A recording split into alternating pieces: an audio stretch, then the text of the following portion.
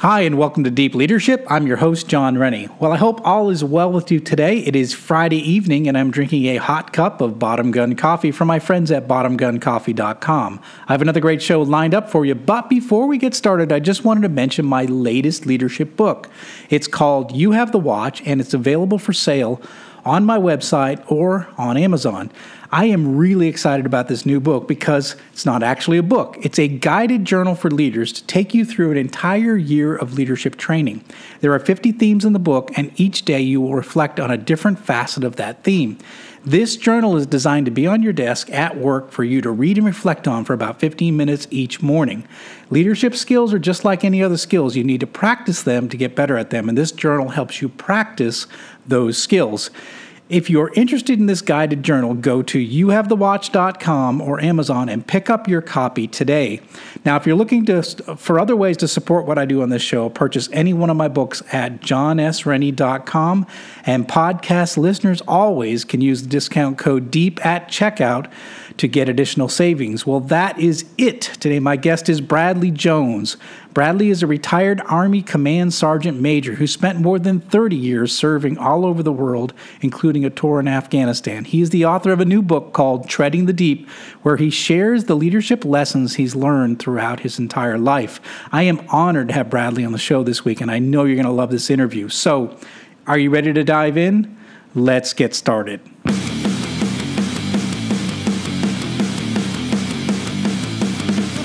Welcome to Deep Leadership.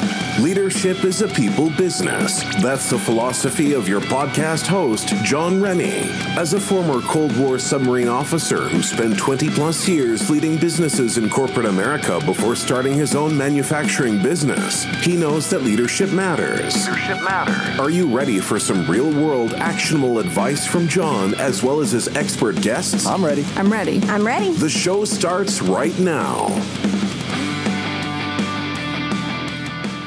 Welcome to the Deep Leadership Podcast. Today I'm joined by retired Command Sergeant Major Bradley Jones. Brad spent more than 30 years in the Army serving all over the world, including a tour in Afghanistan. He's the author of a new book called Treading the Deep, where he shares life and leadership lessons from his time in the military. I am honored to have him on the show to talk about this book and to talk about his story. So Brad, welcome to the show. Awesome. Thanks, John, for having me here. Grateful to be here. Yeah, I'm really excited to have you on the show, and thank you for your long service. And I really want to get into it and some of the lessons you learned. But remarkable time you spent. How long in total did you spend in the military?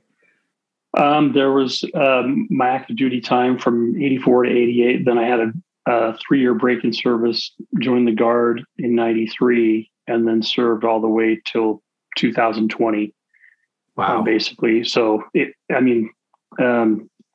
was still kind of in the inactive reserve, right? I guess, between service break. And so it's over 30 years. Wow. Fantastic. I mean, we were talking before we started the podcast. I was in for 5. And so I don't think it even counts when you're 5 compared to 30. So, but I really appreciate your long service. And that's what I want to start off talking about is like, why did you join the military in the first place? So what caused you to go down to your recruiter's office and say, you know what, I'm going to join the Army of all things? Well, my best friend in my senior year in high school, his name was Paul. He joined and was on the delayed entry program. And so we graduated together. And then during that summer, I was with him and he said, "Hey, I need to stop by the recruiting office." And he was getting ready to ship out. And so, asked if I wanted to go. And I said, "Sure. Okay, that's fine." So I basically went in, and of course, recruiters being recruiters, they, asked if I had ever thought about it. And I was like, "No, not really." And then they said, "Well, why don't you just take a practice ASVAB exam?" And so I did, and I scored really well on it. And they said, "You know what? There's really no jobs that are unavailable to you." So I ended up sitting down with the recruiter and looking at several fields, and I knew I didn't want to be infantry and wanted to do something in the technical environment. And so they sat me down in front of a computer and showed me a bunch of different positions. I suddenly at that moment remembered that I loved to go down by the Portland International Airport and watch planes land. So I thought, something on, an airfield would really interest me. And they came up with radar repairmen. And so I said, you get me that job and I'll enlist, and the rest is history. Wow. So it's interesting, your story. I've talked to a lot of veterans, and some will tell me that they dreamed from like the time they were a kid that they wanted to be in the military. And others will say just the same story you just said. Well, a buddy of mine joined up and I just went to the said almost the same story. I just showed up and then they said, hey, take the test. And next thing you know, you're signing up. So for you, it wasn't something that you wanted to do, your whole life. It was sort of, hey, what am I going to do with my life next? My buddy's joining the Army, might as well try it. Well, I mean, the thing was that at that time in my life, I was done with school, and I just thought, you know what? I really want to just train to do something and then do that job.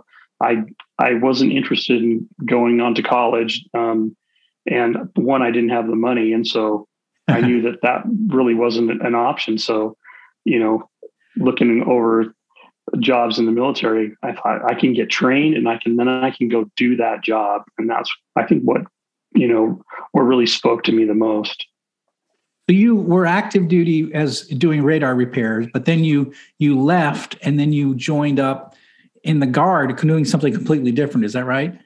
Well, no, a little bit of the reverse. I trained as a radar repairman, and then I went and got stationed in Fort Huachuca, Arizona, and after being in a training status I ended up being in school for a year, for 52 weeks.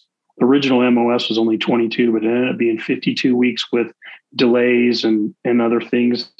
And so when I got out to Fort Huachuca and got to my section, first thing I noticed was it wasn't near the airfield.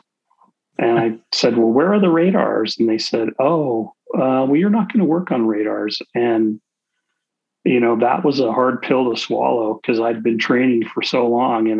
And anyways, I ended up being sent to the electronic proving ground, and that turned out to be a very unique assignment.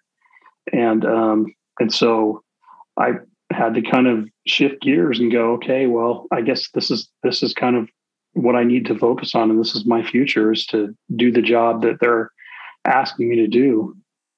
Yeah, that's an interesting. You've got that in the stories in the book, and I love that. You train for a year to do one job. You get there, and you're like, they don't give you that job, and you were like going to complain about it, or you did complain about it. And I love the chapter. It's called "Lead by Example." Tell us about the. I can't remember if it was what his rank was, but the senior. Sergeant. Master Sergeant. Okay, the Master Sergeant, and you tell us a little about that story, because I love that story where you're challenging, you're nervous, you're young, and you're challenging this guy, and he's like, he just seemed like a really good leader. So I wanted to hear a little bit of that story. His name was Master Sergeant Jack Crumling, and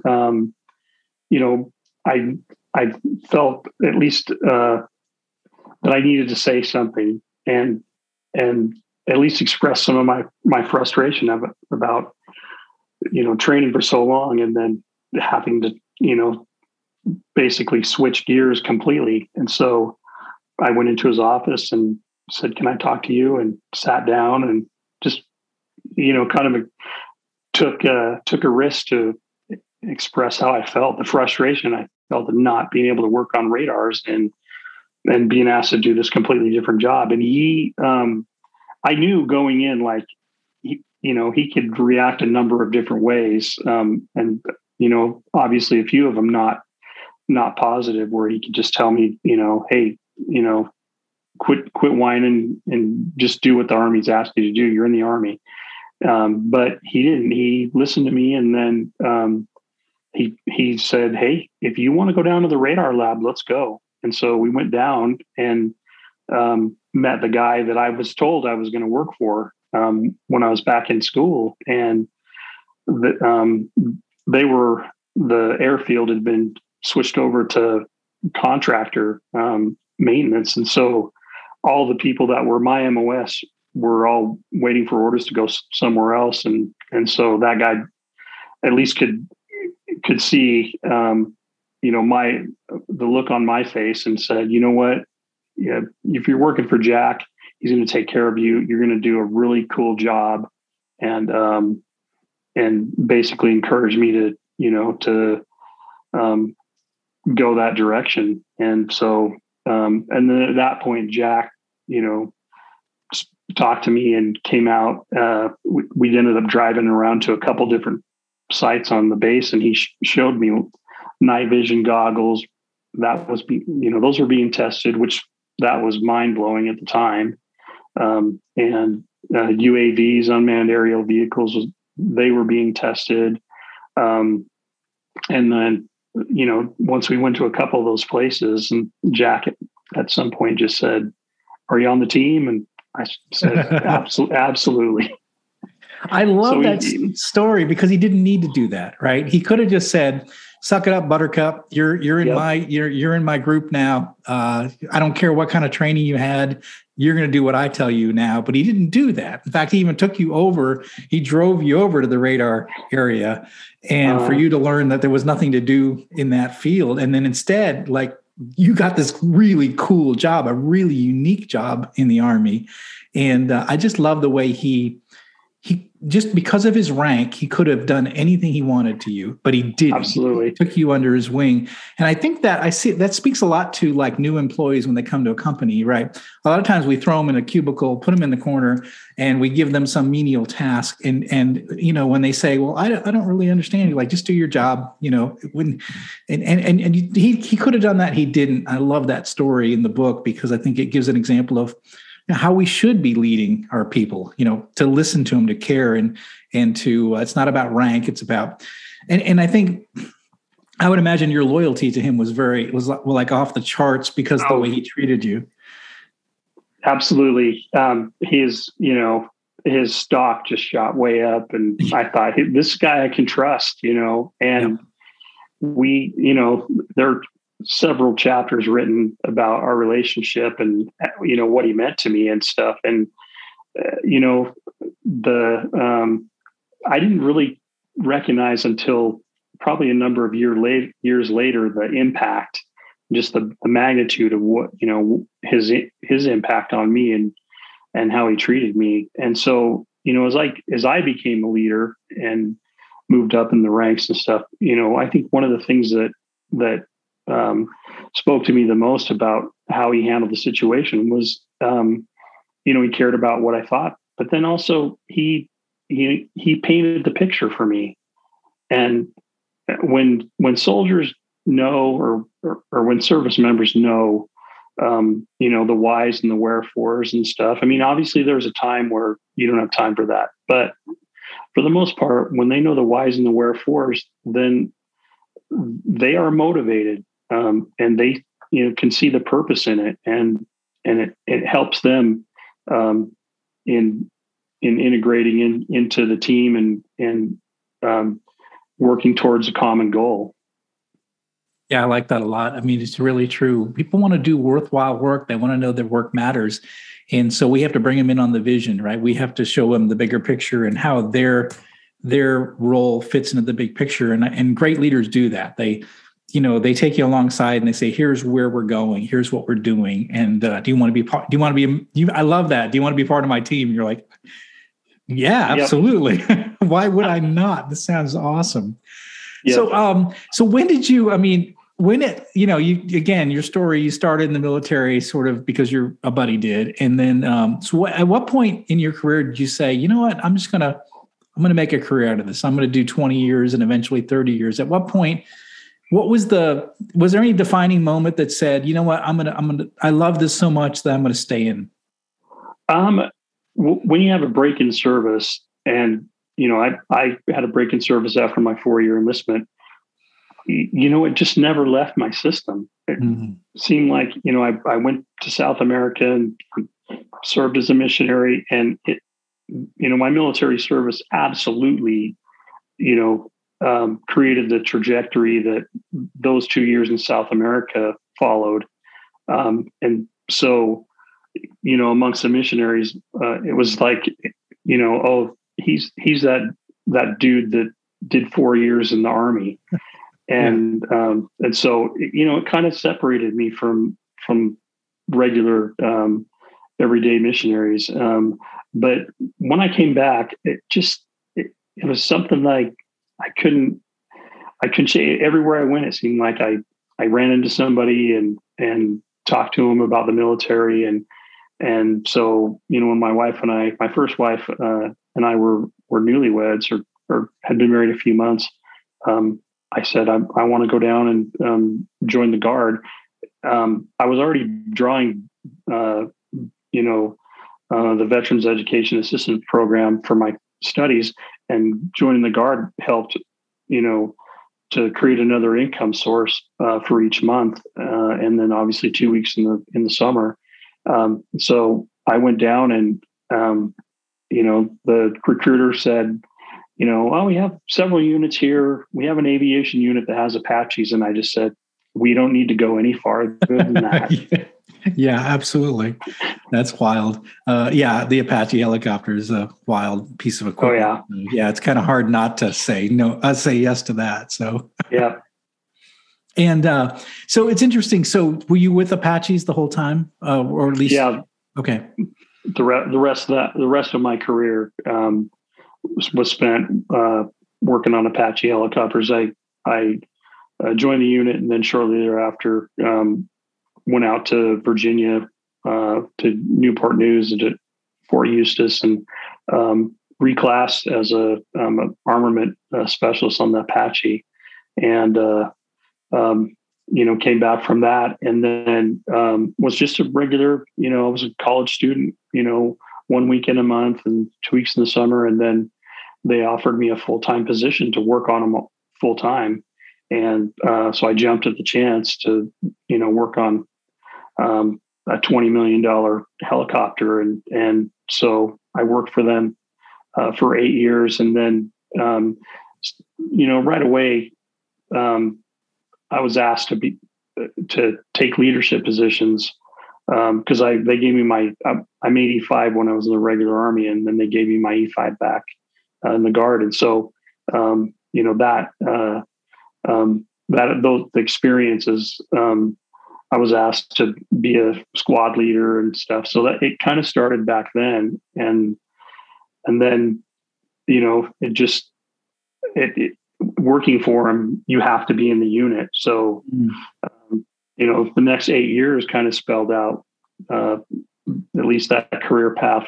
And then I shifted gears again and went over to the Federal Aviation Administration. And because I was a radar repairman early in the Army, or at least I was trained, I never did the job, but I was trained. That got me my position with the FAA later on. But at that point, when I told the unit that I was leaving full-time employment and going to the FAA, of course, their first question is, well, are you going to get out? And I said, no, I'm not.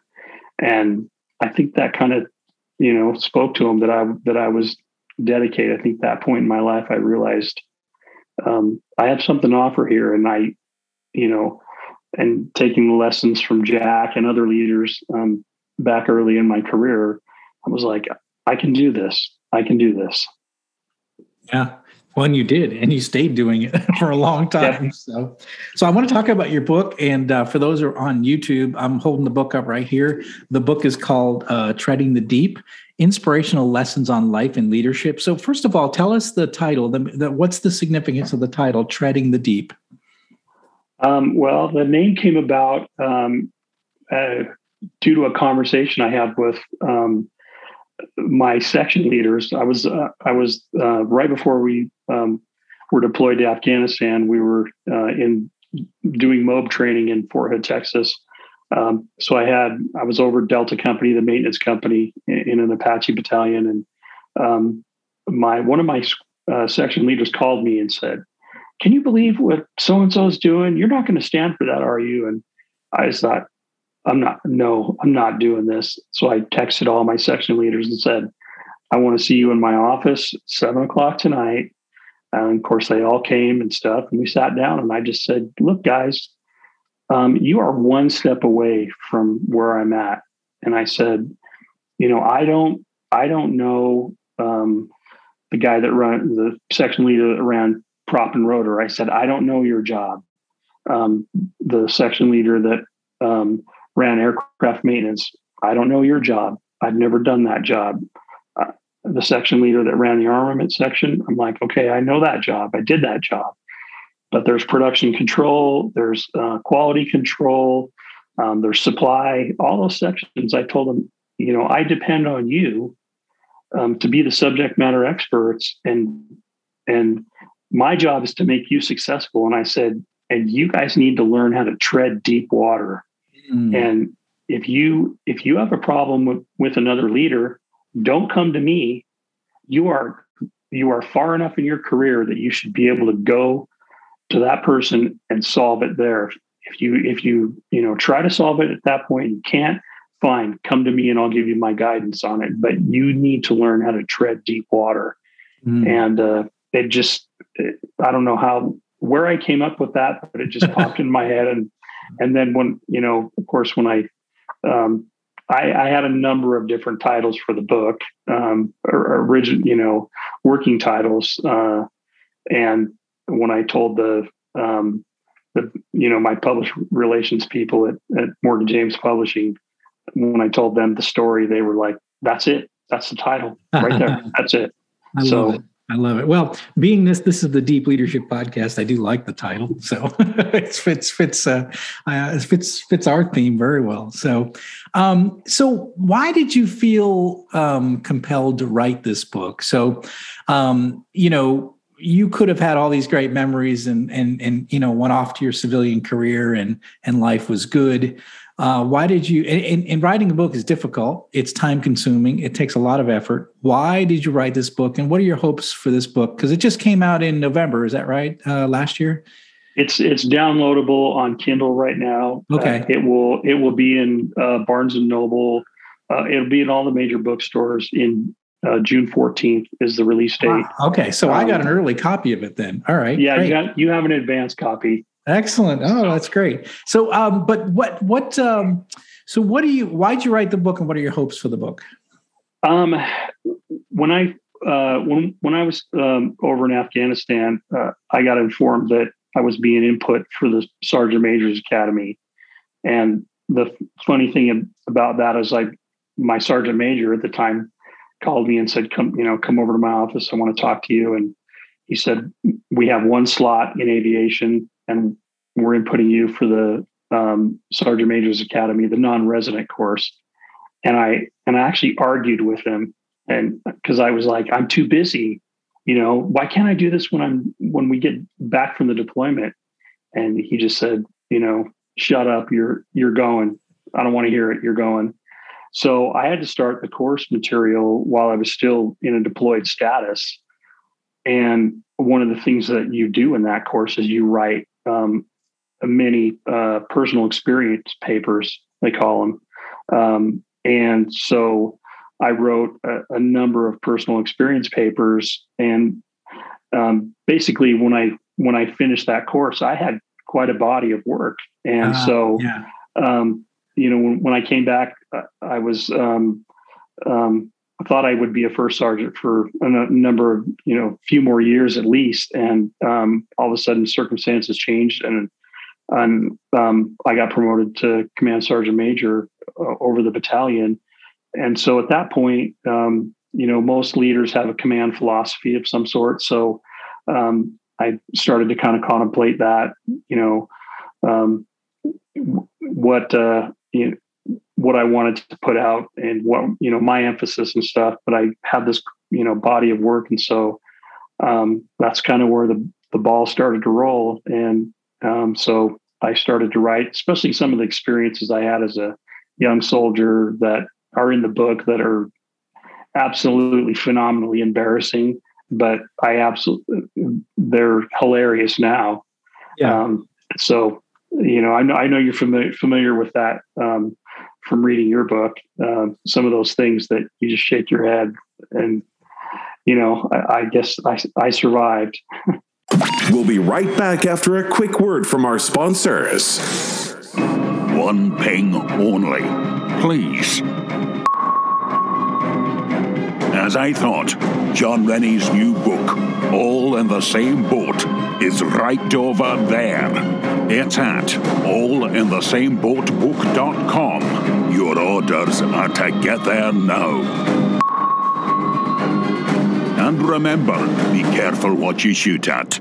Most things in here don't react too well to bullets. Is your boss a jerk? I understand you're in the hospital, but I'm going to need you to come in today. Do they lack any ability to actually lead people? Oh, it's fine. I'll just find somebody else that can do it, okay? John is offering a new service just for you. For only $10, he will anonymously mail a copy of his best-selling book, I Have the Watch, to your boss with a personal note. Go to IHaveTheWatch.com and enter the discount code BOSS at checkout. I have a son in the Navy, so he's enlisted. He's coming up for E4 here shortly. And so, I told him, I said, well, you're moving ahead of me. I only got to 03. He's like, well, Dad, 03 is so much higher than what E4. I'm like, no, you don't understand. An 01 is like an E1 when you show up you're still nothing and nobody, even though they try to put you in charge, you're still nobody. And it's bottom of the totem pole. You're at the bottom of the totem pole. You got to learn the whole thing. And having that butter bar gets you nothing. In fact, it's the most embarrassing rank that anyone can have in the military. So I wanted to get rid of that thing as quick as possible. So, well, you showed though that you work hard at that stage of the game, and that sets the tone for what comes later. Yeah, absolutely. And it's like that in your career, your civilian career too. As I talk to people, and I talk to a lot of young people, and I was like, you've got to earn your oxygen. You've got to be valuable, and you've got to work hard, and you've got to earn that right to move up. For me at least, I didn't want to be that. We called them a nub. The people are unqualified, non-useful bodies. I didn't want to be a non-useful body, so I worked hard to try to be useful. And it sounds like you just reading what you went through, you did the same thing. You were working to add value, and we all make mistakes in the early part of our careers, but you were working hard to be qualified, to be able to add value. And I think that's really important. One thing I want to ask you, going from this, it's crazy what you did, going from an E1 to E9. That's a significant. You went through the entire rank, all of them. Yep. Where in that spectrum did you, because you start off as a doer, and then you become a leader. So you're 100% do as an E1, and you're 100% lead at E9. So when did you realize in that spectrum where you were like, oh, I'm a leader now. I'm more of a leader than I am. My technical knowledge isn't as important as my leadership knowledge. When I was over in Kuwait when September 11th happened. We were on a routine deployment, part of Operation Southern Watch, providing security around Kuwait and the borders of Kuwait.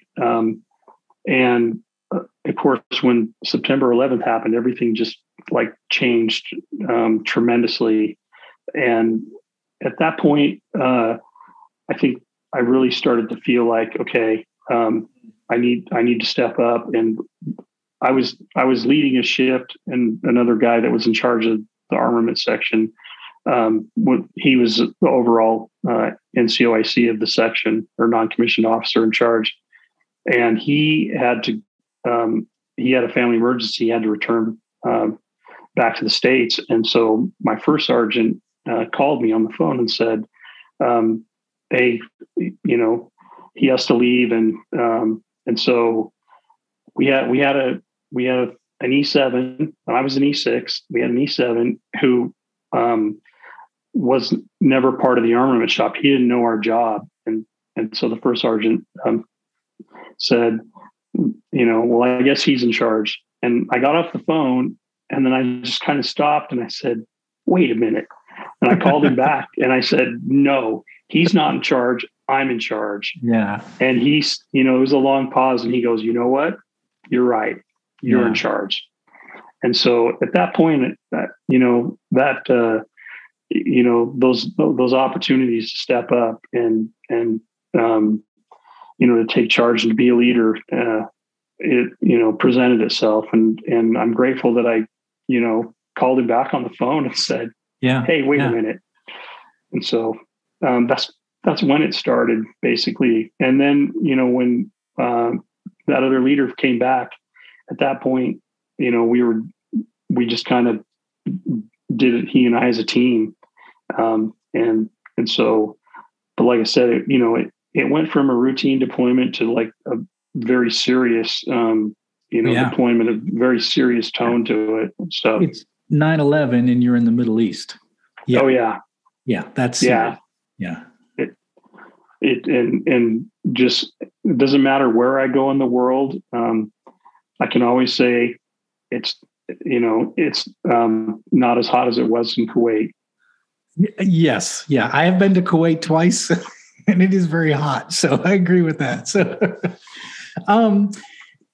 let's see. So one of the things that you, so this book is interesting. It's not just a leadership book. It's a life book. It's one of the things I like about it is you talk about your family quite a bit in the book, and you have an interesting family experience. Talk about, and this may be hard to talk about, but I think it'd be interesting for people to hear that you do talk about a time where you had a real, what you call it, a defining moment, a major defining moment in your family and a major change in your family.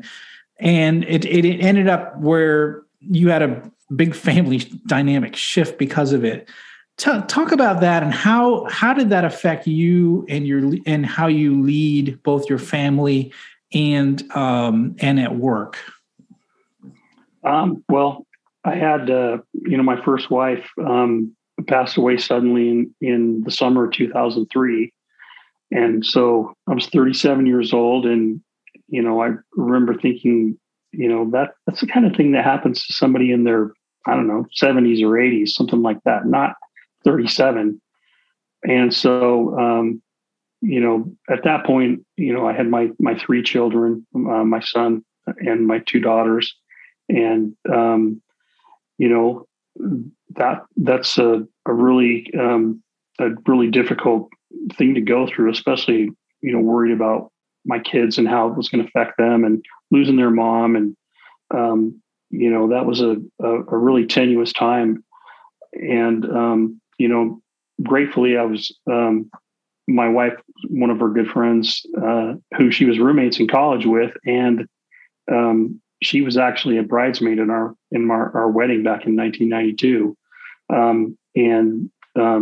She'd been married and divorced, and had a daughter, but she and my wife were close friends, and they did things together. Our kids had birthday parties together and stuff. So, when I called her to tell her that, what had happened to Randy, my first wife, she said, I'll help you, I'll help you out. And so, one thing basically kind of, flowed into the next, and we were married, and so we combined our family of my three and her one daughter, or my three kids and her one daughter, and at that point, I think one of the things that kind of taught me is we talk, when people kind of describe me, they say, oh, he has a combined family, and which is true. And one day it kind of hit me, well, the military is a combined family. Yeah. You're always like detaching and then reattaching. You go to a different place, and all of a sudden you're ushered into a new family dynamic. And so, I relied tremendously on the associations I had in the Guard when my wife passed away. I had just come back from a leadership school. I was promotable to E7. And the associations I had or had and have in the military, and especially at that time, were monumentally invaluable to me.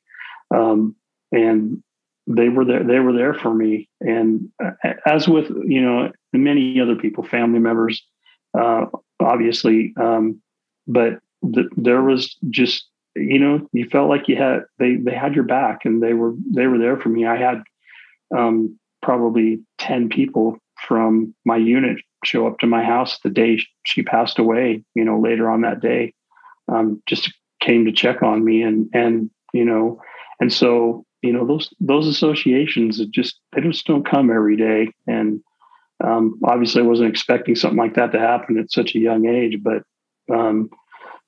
we got through it, and I married Jen, and we had 2 kids of our own. And they're 16 and 15 now.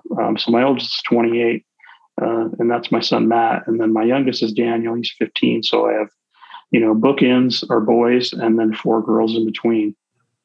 When I read that chapter, of course, it's very emotional to read the chapter. I mean, to be honest, because I put myself in your shoes. I've been married for 30 years, the same woman I was married to in the military. And I just, I can imagine myself being that age and having that happen. And I had 2 boys at the time, and how do you deal with that?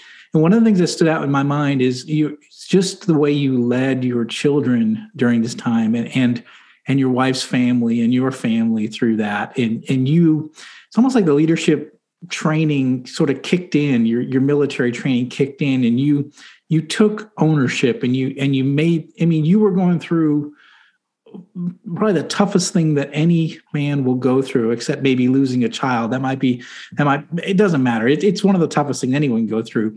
But yet the way you were able to lead everybody through that, I think that was something that stood out when I read that chapter, is just standing up, taking the lead. And, I know, as leaders, we get these situations where we're dealing with emotional issues ourselves, and we sort of have to internalize it for others, and to lead them through this tough time. And then we take our times, like in the quiet moments at night, and deal with our emotions when no one's watching. And I felt that when I read that part of the chapter. Well, and one of the things that you alluded to is, as a leader, is just, especially for service members that have experienced combat and stuff like that, is getting them to talk about it. It's, I think the military as a whole has done a fairly decent job of providing counselors to combat units, to get these soldiers talking about it. And that was probably, one of the things that helped in our situation, was to talk to my kids about it, and to reassure them, she's not gone. She'll always be your mom. You'll see her again someday. And you may even feel her around you, at different points in your life, but that, we're still a family unit, and we'll always be a family unit. And so, I think that, reassured me. You don't really consider some of those things to come into play, in your life, until you get to the end of your life at, 70, 80 years old, and realize the magnitude and the impact, and how valuable family associations, relationships are. But it was something we had to talk about when my son was 10, my daughter was 8, my other daughter was 4. So, those conversations really never end. One of the things I kind of learned is that you're continuously processing those things, those trials, throughout your life, even later on down the road. You're still, in a kind of a state of processing or reprocessing. So, but like I said, as far as it applies to my military career, it showed me the importance of getting soldiers to talk about their issues. And especially when I became Sergeant Major, that was, following a combat deployment, and come back, and, it takes probably 12 to 18 months before stuff starts to come out of the woodwork. Yeah. And that was my biggest I think my biggest emphasis for my time as the battalion sergeant major was making sure that these soldiers knew the services that their service in the military, the services that were available to them. And the funny thing is that many of them didn't know. They didn't know, and so I took it upon myself as to become the educator and to be the liaison between our soldiers and VA and all the entities that provide service to the military family. Well, and again, you take those lessons that you learned in your family and you applied them to leadership at work. And that's what this book is so great. It's not just a leadership book, it's a life book. And I think there's a lot of great, powerful lessons in here. And we barely scratched the surface of this. So the book is, and again, I'll hold it up for those who are on YouTube. It's called Treading the Deep. And it is available, like you said, now you can get the Kindle version. And then in June, the book will be available. And it'll be available at all bookstores. Is that right? As I understand it? Yep. Barnes and Noble, Borders, some that I've never even heard of, some independent bookstores. And I'll be getting out to mainly Barnes and Nobles and Borders to do book signings in different parts of the country. Hope to get out and see people and be able to shake hands and kind of connect with people in bookstores. That's great. Well, I'm going to put some links to the book and where people can get it in the show notes. And again, this is a fantastic book for our listeners. Pick it up. Treading the Deep. You're going to get a lot of life lessons from someone that spent 30 years in the military. He's had a very interesting life, and I really highly encourage everyone who's listening in to pick this book up and to read about it. Brad, I really appreciate you coming on the show and sharing your experiences here. John, it's been a pleasure, and I enjoyed your book tremendously. And just so you know, got it right here. Yes, all the same boat. And that's not the first book; it's the second book. So the other book too that one's a bestseller too, correct? Yes. Yeah. They both end up being Amazon bestsellers. So, but the first book seems to be selling. It sells like crazy. I don't know why, but I love it. The funny thing about your book is that when I wrote the rough drafts of mine, there were the leadership chapters, and the leadership chapters were written exactly like all in the same boat, where it talked about something that happened to me in the military, and then kind of the life lessons from that that followed. And when I started reading, I was like, this is exactly how I wrote several of my chapters. So kudos. I think we have I think the military gives you some really interesting experiences. And I think it's really neat because you and I are similar ages, that you get a chance to sit back and think about those experiences when you get a little older and say, wow, that one thing changed everything, or that one experience changed everything. And so I think there's a lot of stories in your book like that, where certain decisions, certain things put you in different directions. And that's why I love it. It's a fantastic book. So Brad, thank you for being on the show and sharing all of this. John, a pleasure. And thank you for having me on the show. It's been awesome. Well, thanks again. Well, that's it for today. Thank you for listening to Deep Leadership. If you like this podcast, please subscribe and share so we can continue to build a world with better bosses. Until next time, this is John Rennie saying take care and lead well.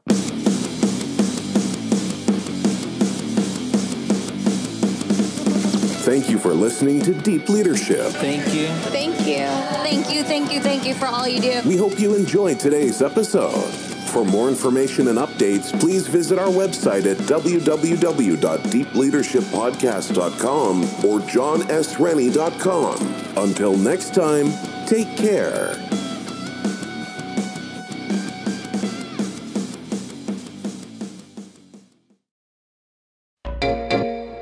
Hey there, fabulous souls. I'm Stephanie Baklaan. And I'm Eden Alpert. And we're the hosts of the brand new podcast, Unapologetically Fab. Get ready to join us on an amazing and real journey as we dive into life after 40 and own it. We're all about changing the narrative, leaning into who you are, and living a life by your own design. Join us as we embrace life unapologetically and redefine success. This is Unapologetically Fab, An Electric Cat production. See you there. Electricast.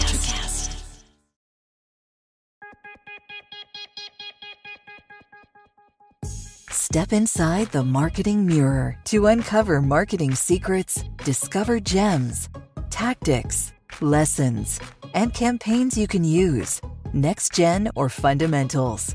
Grab the marketing magic to improve your marketing and win more business.